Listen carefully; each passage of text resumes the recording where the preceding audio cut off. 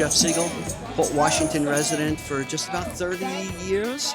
Both my children grew up here, so I know the town quite well, seen the changes over time.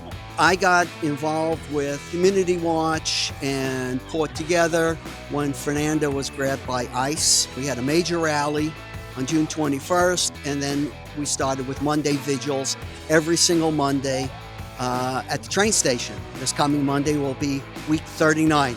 We meet as a group, even when we have a blizzard, have a celebratory vigil, protest when we need to protest. We sometimes have guest speakers. There's easy ways. The easy ways are like donating to a food pantry, right? Because there are people in need. People are afraid to go to work. Their family members may be detained and they may not have money for food and rent. So that is something that's critical. Showing up to a protest helps. It sends a message. And I can't tell you how many times we get people saying, "Thank you for doing this. I'm afraid to be out there protesting." And it really means something for the community to be out there, sort of representing me. I live in constant fear. Sometimes I'm too scared to concentrate on my schoolwork. Other times, I fear that I have to give up on my dreams. Often, I fear that my parents will go to work and never come back. I'm not the only one who has this fear. I have friends who are also scared. My best friend left for Japan because his family didn't see the American dream anymore. My parents are not criminals. They have never harmed anyone. They help people. They actively try to make this nation a better place to live in. I want to make a difference. I want to show them that the decision to leave everything they knew was the right thing to do. You can join members of your community. You can also donate to food banks, as some people are now too scared to go to work.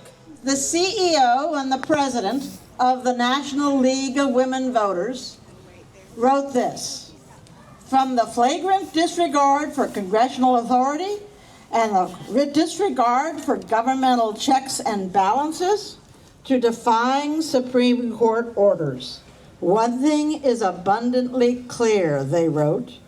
"Our country is in a constitutional crisis. Americans have been killed while engaging in peaceful protest. We protest. Journalists have been shot in the face with chemical weapons. We protest. Midnight mass search and seizure have rammed down doors without judicial warrants and dragged children in pajamas and frigid temperatures. We protest.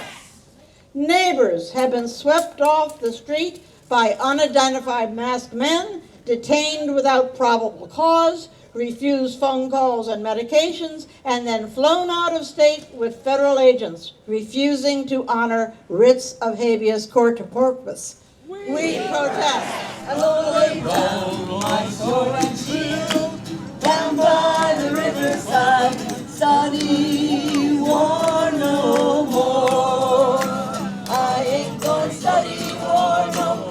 Our country is supposed to be about rights and laws by the people and for the people with equal justice for all. And no one, especially a fascist in chief, is above the law. But the Trump regime is taking a wrecking ball to this country, and their main tools are fear and dehumanization.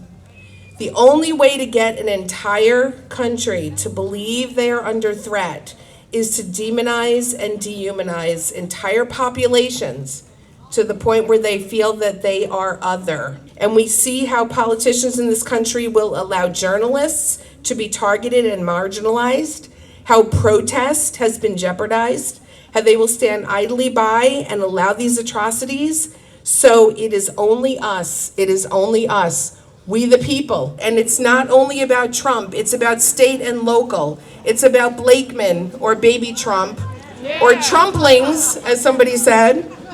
It's about Hempstead Town Supervisor Ferretti. It's about Governor Hochul. It's about Laura Gillen and Tom Suozzi. And yes, it's about your senators and assembly people in New York State. We need to send Governor Hochul and the New York State Assembly and Senate a message. They are cowering under their desks, afraid of repercussions like bail reform, and saying, "Please don't hurt me." They need to get up off the mat and start taking offense and pass New York for All in full. If you have the legal right to vote, but you're not allowed to show up to your polling place, do you live in a democracy? No. What if you get there, but then someone tries to stop you from voting? What if you're too afraid to go in the first place? So the bad news is, people have pretty good reason to be worried. ICE and DHS have been menacing people, both here and in Minnesota, and the US Congress has proven through the so-called Save America Act that they want to disenfranchise people. But the worst news is actually old news. There are already people right here in Nassau County who are not allowed to go to their polling place. People who are in jail, in pretrial detention, and who have not been convicted of any crime have no clear way to get to an absentee ballot or the ballot box. Sign up as a poll worker or an election protection observer. Do it every single election. Second, call your senators and assembly members to tell them to co-sponsor and pass the Democracy During Detention Act. Since New York's jails and sheriffs aren't allowing people to vote, including right here, we need the legislature to tell them to make it happen. Third, tell your legislators to protect voters and polling places from bad faith disturbances. And also demand that our state officials ban ICE from polling places. Help a neighbor, help a friend, get a whistle. So if you see ICE activity, if you ever see anything happen, just take out your phone and record it, because the most important thing is getting a record of anything that happens. The whistle is really to get people's attention.